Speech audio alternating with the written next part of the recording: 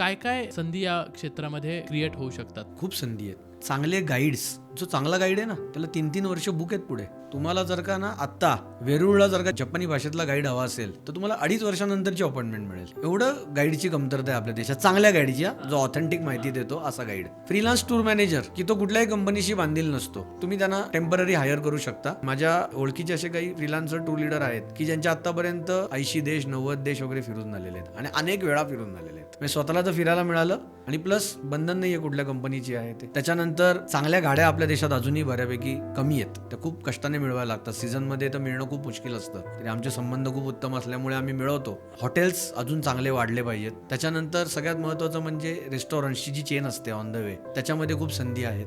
फॉरेक्समध्ये संधी आहेत. Medical tourism जसं मी मगाशी म्हटलं, तर तिकडच्या पेशंटला आयडेंटिफाय करून तिथल्या हॉस्पिटलशी टायअप करून त्यांना भारतात आणणं, त्यांची मेडिकेशन करणं, त्यांची ट्रीटमेंट पूर्ण झाल्यावरती त्यांची छोटीशी टूर करून परत त्यांना पाठवणं, याच्यात मोठ्या संधी अवेलेबल आहेत. पासपोर्ट आहे, व्हिसा आहे, जिथे तुम्ही कराल तितकं कमी आहे पर्यटन क्षेत्रामध्ये. इव्हन ट्रान्सलेटर ते मोठ्या प्रमाणात लागतात. अनेक ठिकाणी बाहेरून जे लोक येतात ते लोक ट्रान्सलेटर घेऊन वगैरे फिरतात.